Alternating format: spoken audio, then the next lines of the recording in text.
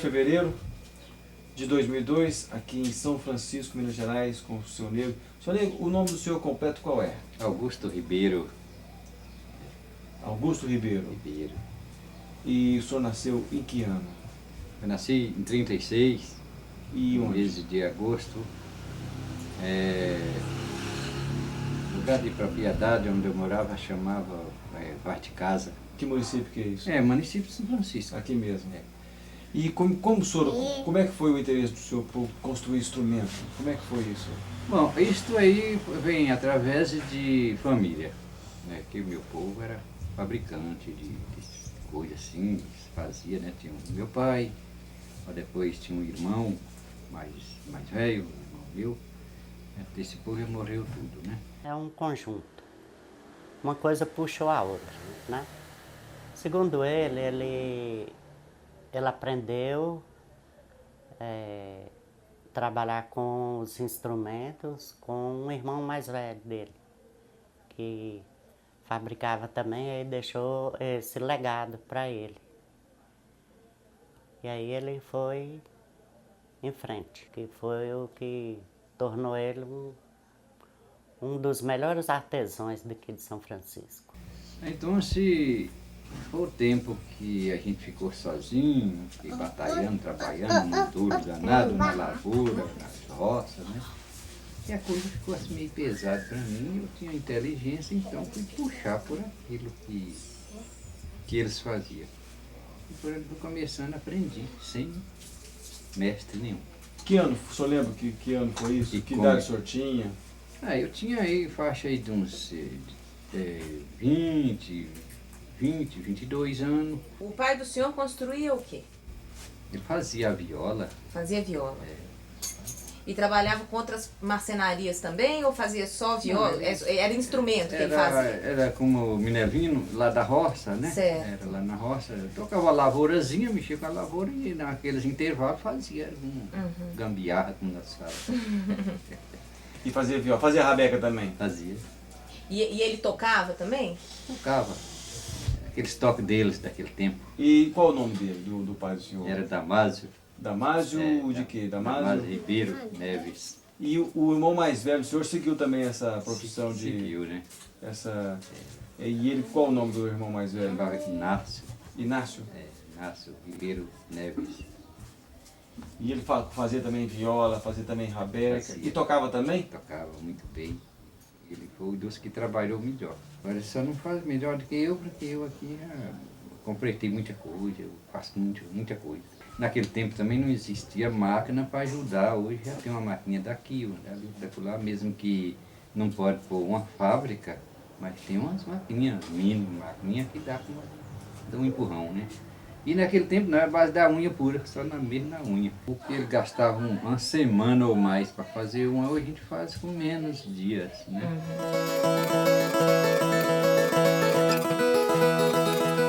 O primeiro instrumento que o senhor fez, o senhor estava com qual idade? Estava na partir de uns 20, de 18 a 20. Foi violão ou viola? Quando eu comecei primeiro a viola. Naquele tempo o violão era pouco. Era mais viola? Era viola mesmo. Ele sempre caprichava mais. Ele tinha mais ferramenta, ele tinha mais recursos, porque esses que fazia por aí, eles pegavam a tora lá no mato e era no serrote mesmo, sabe? E ele não, ele já tinha uma circularzinha dele tirar as pecinhas dele, sabe? E aí, então, sempre saía mais perfeito. Toda a obra dele era muito bem feita. Era tudo muito bem feito. Ele era muito cuidadoso, muito detalhista. Eu acho que ele puxou quase pela memória, por cabeça dele. Olhando instrumento velho, por ali ele olhando, ele é muito inteligente. Por ali ele prestava atenção. Como que fabrica o instrumento de, por exemplo, viola, violão, essas coisas. esses violão velho desmantelado, eles desmantelaram para ver como é que começaram ele. Ele aprendeu quase puxado pela memória dele mesmo. Igual ele aqui não tinha não, fabricante de instrumento, não tinha não. É a mão, é a arte através da mão. É um conhecimento que poucas pessoas têm. Não é fácil, não. De forma alguma você transformar a arte através das suas mãos. Quem ensinou o Negro Venâncio a fazer viola? Quem ensinou a fazer um instrumento dessa beleza que é essa rabeca? Um verdadeiro violino, uma coisa linda, uma classe. Quem ensinou? Ele. Foi olhando, por quê? Ele tinha intuição. O que é essa intuição? É a alma dele. Era voltada para aquilo. A gente não explica, mas era voltada para aquilo. Então, ele transformava o seu sentimento em um instrumento. Repara detalhe por detalhe, que não foi feito assim por fazer qualquer não, foi esmerado, foi trabalhado, detalhe por detalhe. Parece, dá para você sentir que a mão está correndo aqui, mas não é a mão, não, é a alma que está aqui passando aqui, ó. Escrevendo aqui, é o sentimento dele que joga em cada instrumento que ele fazia. Quando alguém pergunta assim, qual que é a profissão do senhor? Como é que o senhor responde? Eu trabalhava, era carpinteiro. Certo. Trabalhava com construção de casas, essas coisas assim. Certo. Aí foi o tempo também que a gente vai ficando velho, vai leva uma pancada daquilo lá, arranja uma dor numa costela, daquilo lá, cai de lá de cima, rumo lá pro chão, não morre, mas fica com problema. Como já aconteceu, tem problema na coluna, né? De queda. E daí pra cá eu passei a trabalhar com essas coisas. E quais são os instrumentos que o senhor mais trabalha? É mesmo o violão, porque Violão. a sanfona tá muito. Tá muito poucas. O senhor conserta também sanfona? E viola, o senhor tem consertado alguma? Muitas. Muitas. Aqui aparece muita viola. De concerto é direto. É o violino, o bandolino, o violão, a viola. Cavaquinho. Cavaquinho sempre aparece muito. É que o violino e a rabeca são uma raça só. Então, senhor Nego, o apelido do senhor é Nego de Venâncio. É o apelido. Nego de Venâncio. A profissão do senhor atualmente, pode-se dizer, apesar do senhor ter sempre mexido com isso, é de reparar instrumento musical, de fazer concerto. E, eventualmente, dependendo da encomenda, construir instrumento do começo ao fim. Faço também, do começo ao fim. Seriam quais instrumentos o senhor faz? O senhor faz violão? Olha, mas mesmo é o violão e o cavaquinho é viola. A rabeca, menos. É menos. Porque ela é muito complicada para fazer. É barato. Se fosse bem caro, Valeria. É tudo a questão do negócio, né? Agora, Mas essa tem rabeca muito que o senhor trabalho, começou, o valor é pouco. Tem muito trabalho e o valor é pouco. Tem uma frase dele que eu estou recorrendo aqui, até o próprio livro dele, que eu achei interessante. Fala aqui, eu tenho muito trabalho e valor é pouco. Mas ele não tinha dimensão que ele tinha muito trabalho e valor muito. Por que que é muito? Olha, quantas pessoas já passaram aqui para o São Francisco? Vamos dizer assim, não desmerecer ninguém, mas políticos, homens ricos, passaram por essa vida aqui e não deixaram um rastro assim que pudesse ser lembrado, como a gente lembra de Negro Venâncio, lembra de Minervino, lembra do Adão Barbeiro, que são pessoas simples, mas que representam a alma de São Francisco. Que madeira o senhor utiliza? Eu faço com emburana, parte de frente, cedro para braço. A área eu faço com marinheiro, tampo de área, pelo lado da lateral, que ele fala a área, né? Lateral é o marinheiro, por frente e burana. O lado das costas sempre eu faço com cedro rosa. E aqueles enfeites, aquelas machetadas, aquelas florzinhas, o senhor faz tudo bonitinho. Fica uma viola caprichada. Fica de gente olhar assim e não saber qual é o lugar que está mais bonito, porque olha para ali, os olhos da gente é dois, mas o que um olha, o outro olha também, não dá como de separar um para ali, outro para lá para ver. Para ver, para ver. As cravelhas, que madeira o senhor faz da cravelha? Mas eu sempre gosto de pôr a tarraxa, né? Eu compro a tarraxa e faço a montagem. Mas se eles pedirem cravelha, eu faço com pau-ferro. Pau-ferro, a cravelha com pau-ferro. Que é pretinho. Sei. Eu não faço ela daquela... Eu faço boleada, cabecinha redondinha. Bem bonitinho mesmo. Como aquelas bem caprichadas, né? Quando meu pai fazia os violão, ele colocava na forma e ia dando forma ali na cintura do violão. Eu achava aquilo incrível. Eu lembro que uma vez, eu era pequena ainda, né? Apareceu em casa uns sertanejos, Liu e Léo. Eles faziam show ali na Redondeza e queria que meu pai arrumasse uns instrumentos que deu problema. Também apareceram ali quando já era mais mocinha, o Milionário e José Rico, também levaram os instrumentos deles para meu pai consertar. Eu tive o privilégio de crescer vendo meu pai trabalhando, consertando a sanfona, fazendo violão, fazendo cavaquinho, fazendo violino. Em tudo que ele fazia, ele trabalhava com muito capricho e eu tenho muito orgulho dele.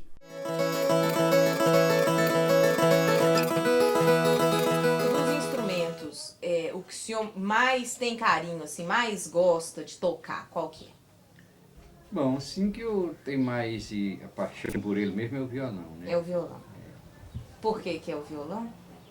Porque acho que foi o primeiro que eu aprendi a acostumar nele, né? Mas os outros também vai, alguma coisinha. O que o senhor gosta de escutar de música? Músicas pra mim é sertanejo. Tipo uma rancheira, essa tal que se trata batidão. Essas músicas que tem esses ritmos pra mim são... Que dupla o senhor gosta? Que dupla? Duplas antigas? O Tonico Tinoco, eu já adorei muito, gostei muito desses antigos. Aquele outro, Pedro Bento, Zé da Estrada. O povo tinha aquela influência danada de aprender, a tocar, o que seja, né?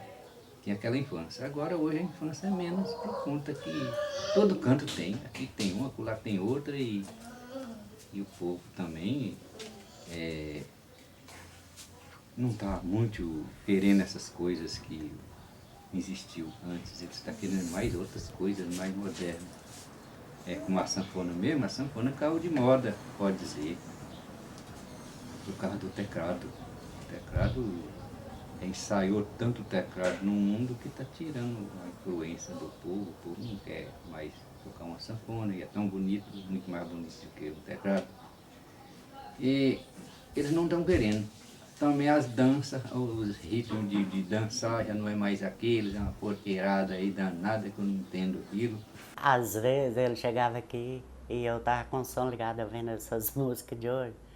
Ave Maria, minha filha, desliga essa porcaria, menina. Música boa é de Gina e Gena, Tonico Tinoco. Se a escola não motiva, se a escola não leva o menino a despertar nele o interesse pela arte, pela cultura, pelos instrumentos musicais, pela música nossa, ele passa em branco, ele vai ficar com o seu celular, que é muito mais fácil, mais tranquilo, mas aquilo que vai servir para ele no seu futuro, na sua formação, fica de lado. Olha, interesse-se por nossas coisas, pela nossa cultura, você vai descobrir como que é bonito, que cada um tem o seu significado. Cada coisinha mais simples que você puder imaginar tem um significado, tem uma importância. Qualquer que seja, você vai ver. O rio, se você examinar o rio, para no rio, não olha o rio, sinta o rio.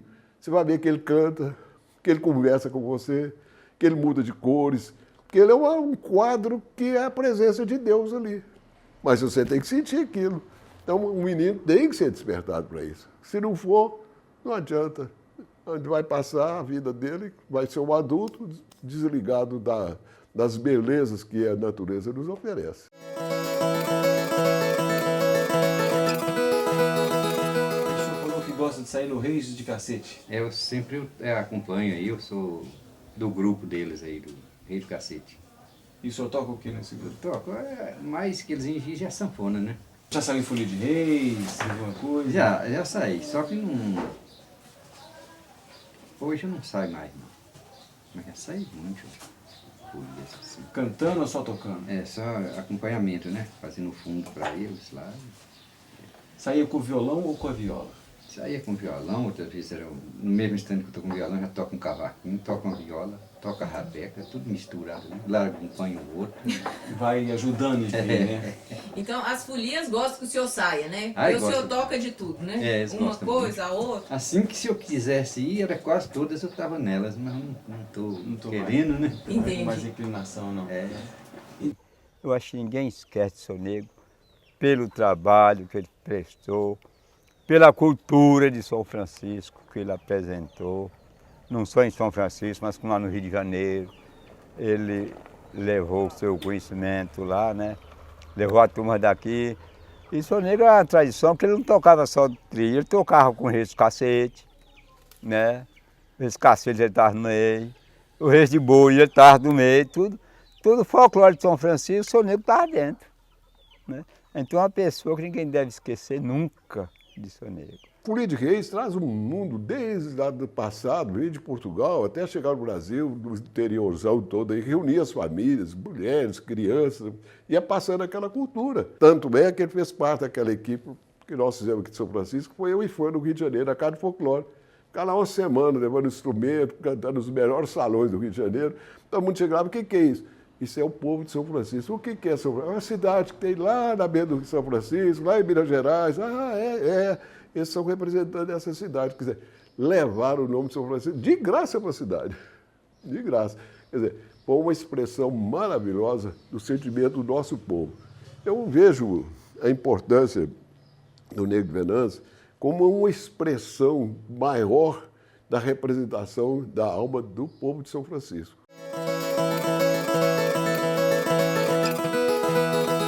Tem muita gente que fala que tocar viola a pessoa tem que ter o dom, né, para tocar viola.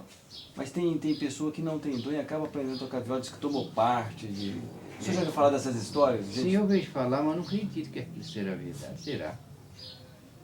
Eu acho que não. É mesmo dom do berço, é do nascimento mesmo da pessoa. Tem outros que estudam, acaba tanto papel e lendo e não E não consegue, né? Eu era uma pessoa tocar pouquinho, mas por causa de eu ser amigo dele, ele é um grande artista tocador, eu empanado com ele, o povo pensava que eu era igual a ele. Eu empanado com ele, eu ganhei nome sem ser tocador que presta. Também sou músico, então quando eu era pequeno eu estava aprendendo a tocar violão, eu levava o violão para ele afinar, e ele era bem chato com afinação. Era bem engraçado ver ele afinando o violão, era um negócio bem doido, porque ele tinha ouvido absoluto, né? Era muito legal. Eu sei de violão, essas coisas, afinação, eu devo a ele. Quando a gente estava tocando com ele estava ali com o violão dele, e a gente com o violão, ou ele com o cavaquinho. Se tivesse uma corda no instrumento da gente aqui afinada, desafinada, quer dizer, ele próprio afinava ela aqui, não precisava não precisava a gente ir lá afinar, ele próprio ia lá, ele sabia onde que estava, sabia o tanto que ele podia levar ela, né, chegar a ela, e o instrumento ficava perfeitamente afinado. Ele afinava violão dentro de segundo. Você pensasse que ele estava tocando, já estava afinado. Pensasse que ele estava afinando, já estava tocando. Se a pessoa errasse um pouquinho, ele pegava no pé da gente, rapaz. Foi uma pessoa, para mim, como diz o ditado, uma figura, um ser humano como ninguém. Saía para tocar mais ele de jicuto, né? Ele sentava num local e eu em outro, com uma botina no bico seco. O pessoal muitas das vezes não acredita, pensa que é mentira, ele não era. Acaba errasse um tom, ele tunco. A bico da canela, da botina dele na canela da gente, mais doía, viu? Mas é assim que a gente aprendia, ele era um professor dessa maneira. Ele não conversava muito não, mas ele ensinava bem, né? Ele não era de conversar, ele fazia umas quedas no violão dele e você tinha que acompanhar na sanfona, o instrumento que você estivesse tocando, né? Do mesmo jeito, se errasse, aí eu já sabia que a bicada de botina levava, né?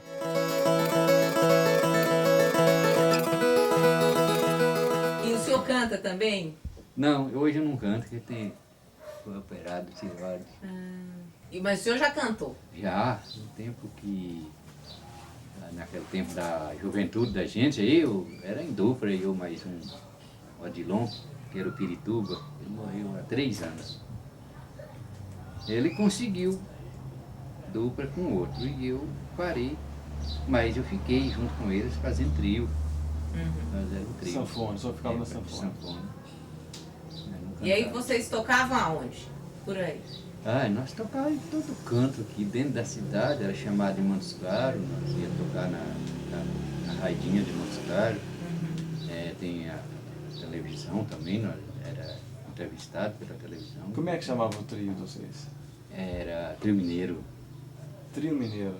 Vocês chegaram a gravar alguma coisinha, um disco? Nós não gravamos não, fomos até o ponto de gravar, mas na época eles falsearam nós e comeram uma parte do dinheiro e não passou para nós o disco, a gravação não. Então assim, nós parou por aí com gravação e estava esperando ver se conseguia agora fazer o CD, né? Porque já foi o tempo que passou a gravação do CD.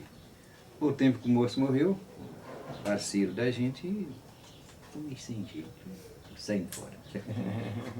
E eu tive um momento muito grande com o Seu Negro de aprender as coisas, né? Eu aprendi muitas coisas com ele. E aí chegou um rapaz, nome de Adilon, conhecido por Pirituba, um grande artista, era duplo sertanejo lá em São Paulo.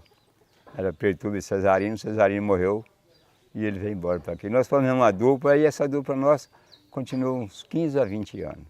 E Seu Negro com nós apresentava aí em Montes Claros, com a cidade todas em Montes Claros ali, Itaiobeira, Claro dos Poções, e várias cidades, né? Tinha um programa na TV, fizemos show, muito grande show na rádio Educadora, né? Lá em Montes Claros, na Sociedade, juntamente com o Zé Vicente. Né? Depois, eu passaram aqui no Rei, nós fizemos trio também. Foi um grande amigo, me acompanhou muito tempo. Zé Moreno também, nós fizemos trio junto com ele, nós cantamos um bocado de tempo aí. Como diz o ditado, a gente acostuma com a pessoa e sentia falta quando ele não podia ir no show que a gente ia, nas apresentações. Nesse quarto triste, onde a saudade mora, somente a tristeza existe, depois que ela foi embora. O vento que vem de longe transmite em minha janela a triste recordação, também o perfume. Aí comecei já a apresentar junto com eles também. Fiz uma dupla e aí eles iam tocar nos bares por aí e a gente já ia também. Aí eles davam a gente a oportunidade da gente apresentar também. Então tudo começou assim.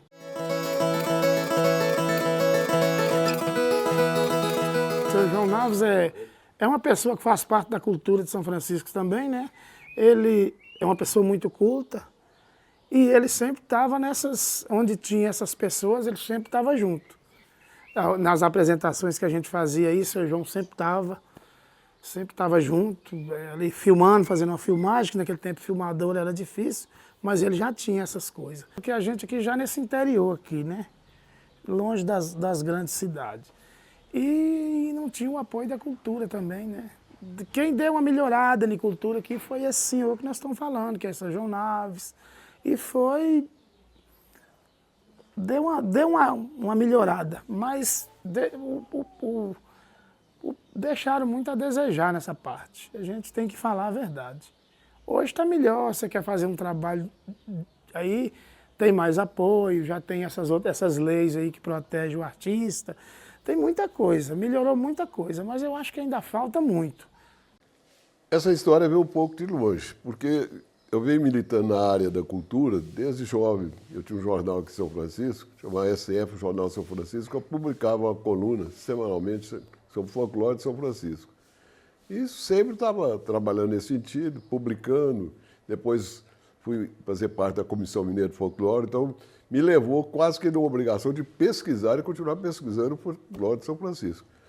E nessas pesquisas fui encontrando pessoas e destacando pessoas.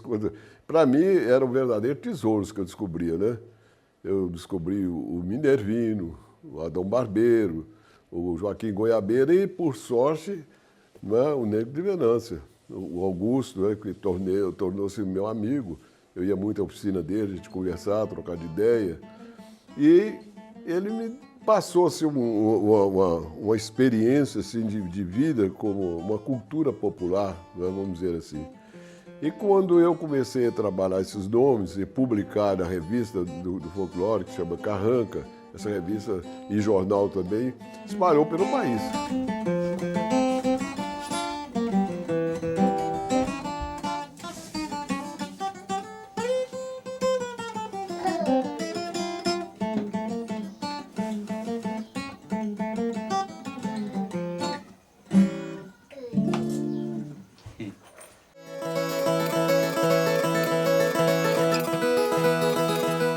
Filho do senhor que está seguindo essa profissão do senhor de fazer reparo de instrumento, está sabendo, fazendo rabeca, de construir instrumento? Ninguém? Não. Vai acabar com o senhor então? Vai acabar comigo. Porque, eles não querem. Mas aprendeu boa profissão também. Tá certo. O meu irmão Zeca, seu pai, ele tinha um dom, ele também trabalhava bem, ele consertava assim, teclado, ele já era outra área, teclado, som, televisão, isso era o que ele arrumava. Mas tocava bem demais, qualquer tipo de instrumento.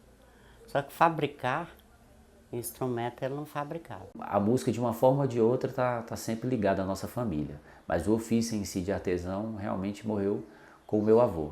Mas, para surpresa dele, cerca de uns 3 a 4 anos depois da entrevista cedida a Lia Mark, em 2002, ele conheceu o Antônio Dionísio, né? Que veio até morar na casa da minha avó, morou mais ou menos uns 3 a 4 anos, né? E durante esse período ele aprendeu com meu avô, tanto a fabricar quanto a consertar alguns instrumentos. Ele disse, você vai ser o primeiro aluno meu e o último aluno. E eu até perguntei para ele, mas por que, seu Negro, que você fala assim, primeiro aluno seu e o último aluno? Porque eu não vou ensinar mais ninguém, só você e acabou. Eu abri uma oficina há mais ou menos uns 2 anos e coloquei o nome da oficina em homenagem a ele, né, a logo Venâncios Customs. O processo de decisão foi bem simples, sabe? Porque o meu avô, para mim, sempre foi sinônimo de excelência, de qualidade, né? Eu recordo que meu primeiro acorde foi o Mi menor. Eu ficava o dia inteiro nesse Mi menor, meu avô chamava, não, pelo amor de Deus, vem cá, aprende pelo menos um Sol maior, um Ré maior, sai desse Mi menor, Mi menor, Mi menor. Então, meu avô foi responsável por me ensinar os primeiros acordes. Isso eu vou levar para a vida toda, isso eu posso falar que eu aprendi com meu avô. O nome da senhora qual que é? Juvência, mas por me conhece por João. E ele é Augusto, por conhecer por Negro de Venância. O nome da senhora é Juvência de quê? Pereira de Queiroz. Pereira de Queiroz. A senhora nasceu em que ano, dona Juvência? Eu acho que eu nasci em 1931 e sou de 30 de setembro. E que lugar que foi? Quilombo. Quilombo? É. Aqui, município de... É município daqui. De São Francisco? É. E esse instrumento que a senhora toca, o que é? Maromba. Maromba? É. Toca aí,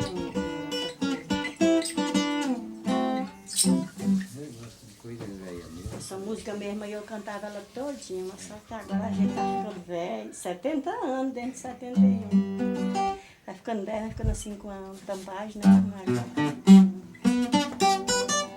Dona Jó, mulher de coragem e mão generosa, esposa de seu negro de Venância, fiel e zelosa. Nos dias claros e nas noites sem luz, ao lado dele seguia onde a vida conduz. Com ele cantava em harmonia e alma, a maromba ecoava em ritmo e calma. Companheira nos risos, nos momentos de dor, estava sempre lá, firme em seu amor. Cuidadora dos seus e dos que aparecessem, fazia remédios para todos que viessem. Deu cama, deu afeto, deu casa, deu chão, sem pedir nada em troca, só o coração. Não se fala de negro sem falar de Jó, pois juntos formaram um laço maior. No coração de todos ela vive em paz, uma história de vida que o tempo não desfaz. Eterna em memórias, sua força brilhará. Dona Jó, no amor, para sempre ficará.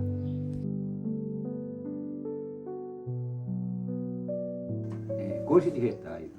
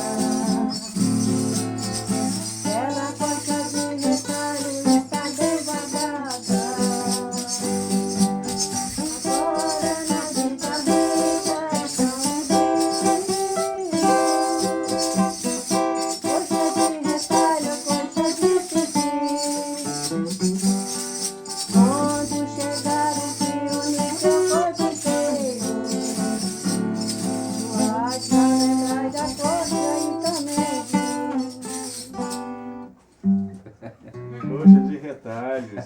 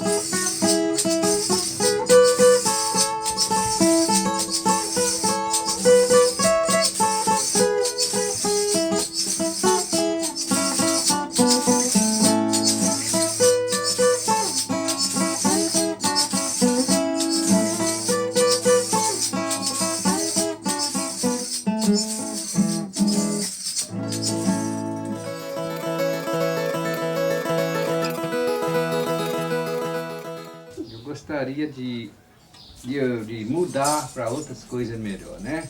Como eu não caberia responder. Mas não tem jeito para seguir outra coisa melhor, então fica nesse parado por aí. Que outras coisas melhores o senhor gostaria de mudar? Ah, pois é, olha, a gente até é analfabeto, a gente não aprendeu a ler como de ser um formado, um advogado, qualquer uma coisa mais sofisticada, né? Então, agradeço muito a Deus ter me dado inteligência para ficar ao menos assim que eu estou. Graças a Deus. Graças a Deus. Bem para mim demais. Um dos maiores legados que meu pai deixou para os filhos e netos foi a inteligência dele. Graças a Deus somos todos inteligentes. Meu pai era bem cuidadoso e o serviço dele era feito com muito amor e muito carinho. Se um dia Deus me der uma oportunidade de rever o meu pai, eu vou dizer para ele que eu me orgulho muito dele e que eu me espelho nele. Se eu tivesse a oportunidade de estar com ele novamente, né, de vê-lo novamente, se Deus desse essa oportunidade, eu gostaria de aprender mais com ele, de absorver mais. Essa música aqui é um hino da igreja, onde eu trabalhava mais cedo na Assembleia de Deus. E quando a gente fez esse hino, eu fiz ele. Não faça feio, né? É o título do hino, né? Não faça feio, né? Não, foi até ele. Ele até chamava assim, ô Paulo de Fumo, aí não pode fazer feio, né? Se fizer feio é ruim, viu? Quando ele olhou, disse essa música e dá uma aparência comigo. Como ele não me chamava de Antônio Dionísio, me chamava de Paulo de Fumo, né? Então ele disse ao Paulo de Fumo, vamos fazer os arranjos. Ele pegou a sanfona e eu peguei o violão dele.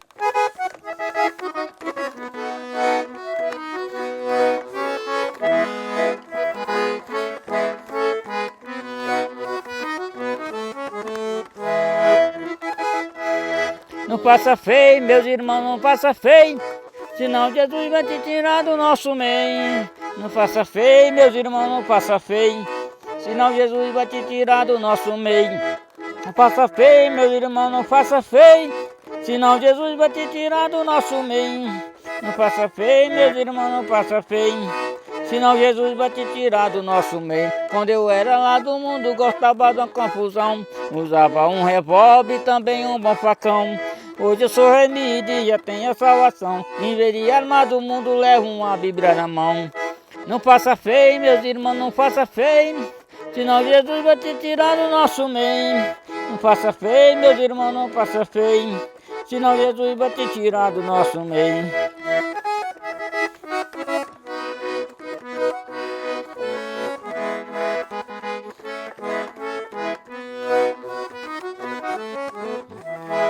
Eu tenho certeza que ele, um bom lugar, né? Ele foi uma pessoa boa demais, para mim foi, né? E eu tenho certeza que ele foi morar na glória, eu tenho certeza disso.